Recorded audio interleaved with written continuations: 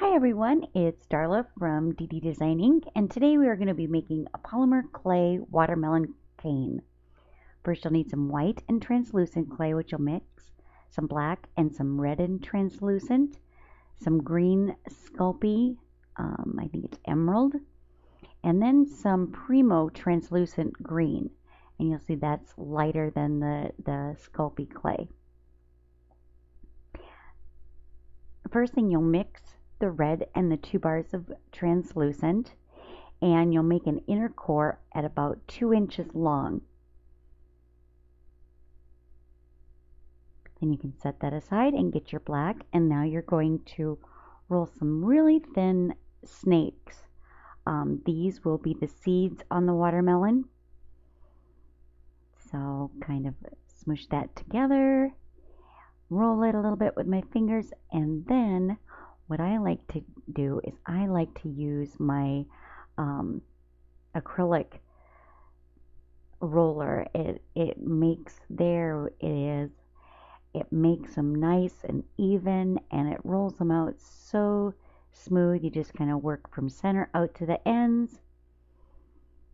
And for this first round, what I'll do is I'll use the inner core to measure, and I am just going to cut 3 seeds.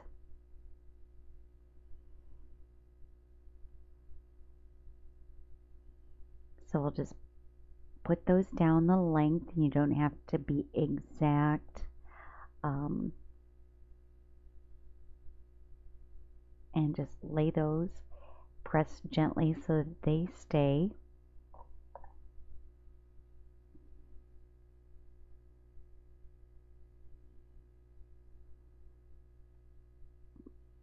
After you get those on, roll out a sheet of the red mixed with the translucent again. And then you're going to wrap your inner core with the first round of seeds. You're going to wrap that. And you'll notice there it cracks a little bit, but that's okay. The red clay, when you mix it with the translucent, is a little stiffer. And there what I'm doing is I'm just kind of using some little overlap, and I'm just patching over. You don't have to be quite so precise with this. And then I smush it back down, trying to keep it as much at 2 inches as possible. Just kind of evening everything out. And there we've got it. And now ready for the next round. So once again, we roll out some seeds.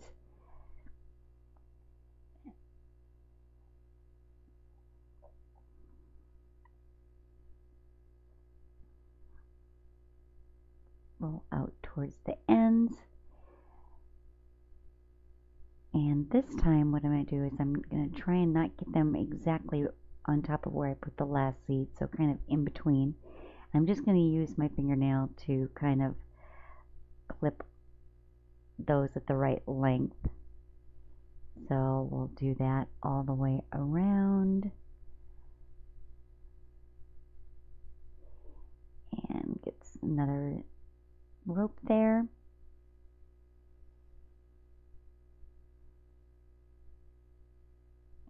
One more. And gently press those on. And then we wrap it again. So now again with the red translucent mix. Just roll that right up. Kind of pressing so that it's secure. Did that again, put some more seeds on.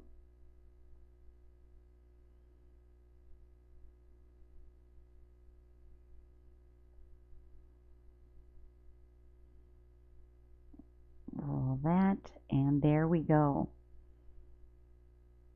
Now I'm just kind of pressing firm to get out any air bubbles and get it into shape. Securing everything down. Give it a light roll.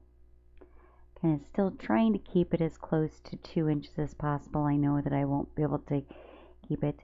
And there's a brief look. Okay, now you take your white and translucent mix, and this is going to make the layer that's between the actual red part of the watermelon and the rind. And then you will wrap the red in that, and see I came up short. But what I'm going to do is I am going to make a little patch or another section. Like I said, with this you don't need to be quite as particular, because in nature watermelons are just random. So there, we'll put that over that. Trim off the excess on the ends.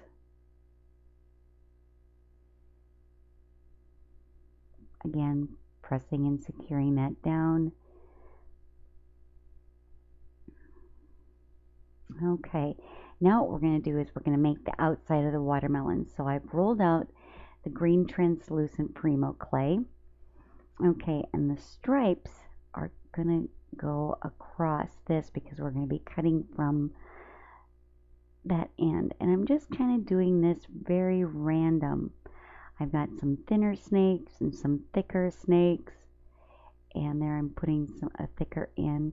Just kind of doing it random to make it kind of look natural, because they grow in whatever way is intended for them to grow. So I'm just putting the dark strips across there. There, make a little bend.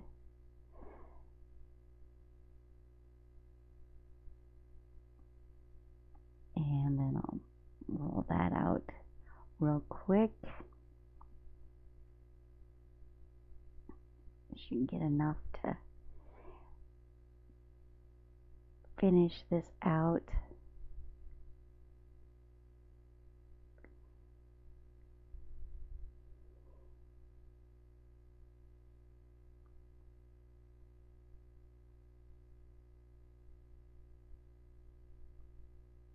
Okay, and then once they're all on and I feel comfortable with how many stripes I have, I'm going to trim off the starting end there. And then I'm going to take my roller and I'm just going to flatten those onto the light green. And I take my blade, release it from my work surface, and roll it over. Oh, a little bit of red got on there, and that can happen. Got as much as I can off of it, but it's towards the end, so that won't be that bad. Then I roll it around and trim. And there we go. Starting to look like a watermelon. And the ends kind of, I curve those in so that when I reduce it, sometimes your ends kind of get wonky and everything. And by bringing that in, it kind of helps when I reduce it. So I put it into the freezer for about 15 minutes. Now I've got to reduce. It was really getting warm, especially the green. And so now it's going to take some time, and I'm going to reduce it down, squeezing from the center, working out towards the ends. Make a nice little waistline. There, I've got it reduced down. I cut it in half. There you can see I got my seeds a little too close and they flattened. So this one will be workable, but I know now, and you'll know, to make sure that your seeds are very small and not too close together. So I've got them reduced down, and each time what I do is I save about half when I reduce it down. So I reduced it down 4 sizes there. There's a simple watermelon cane. Thanks for watching. Please like and subscribe.